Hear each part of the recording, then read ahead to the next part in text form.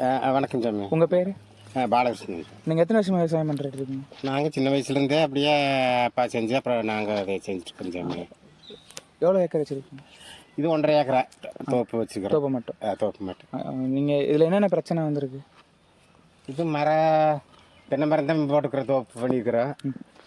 இது இப்போ எங்கன்னு எல்லா மரத்துகள்லையுமே இப்படித்தான் பாருங்க, அது அந்த சாம்பல் கலர் மாதிரி போட்டு அந்த இது காய்களை தரம் இல்லாமல் ஆகி போயிடுது. பூச்சிங்க எல்லாம் இதுலேயுமே தென்னை மரத்துலேயுமே எல்லாம் நோய் தாக்குது சாமி. நோய் பூச்சி தான். ஆமாம் சாமி. இந்த இயற்கை முறை வேளாண்மை பற்றி கேள்விப்பட்டிருக்கீங்களா? சொல்கிறாங்க, நாங்கள் நிறைய இன்னும் பண்ணல. நிறைய பேர் அது பண்ணிட்டு இருக்காங்களா? அது பண்ணோம்னா நம்ம அந்த அளவுக்கு பூச்சிலாம் எதுவும் வராதுங்களா? சரி, பார்க்கலாம். ஏதாச்சும் தெரிஞ்சுட்டு அப்புறம் எதை பண்ணலாமுங்கிற ஐடியா விட்டுக்கிறோம்.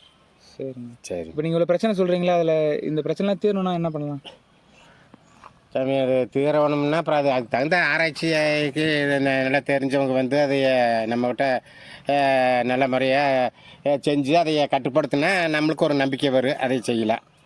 வாங்கண்ணே. இப்போ வருங்காலத்தில் வரக்கூடிய விவசாயிங்களாம் எந்த மாதிரி பண்ணால் நல்லா இருக்கும்னு நீங்கள் நினைக்கிறீங்க? இயற்கை வேளாண்மை பண்ணால் நல்லா இருக்குங்களா? பண்ணலாம். இயற்கை வேளாண்மை பண்ணுறது ரொம்ப நல்லது. உடம்புக்கு ஆரோக்கியம், மற்ற நம்மளுக்கு சுகாதாரம் தான் இயற்கை வேளாண்மை பண்ணுறதில்ல. ஆனால் அது செஞ்சு நாம் கொஞ்சம் பழகணும். பழகி அதில் ஒரு இது தெரிஞ்சிட்டோம்னா மறுக்க செய்யறதுக்கும் நல்லாயிருக்கு. ஆமாம். சரிங்க. சரி, நன்றிங்க. சரி.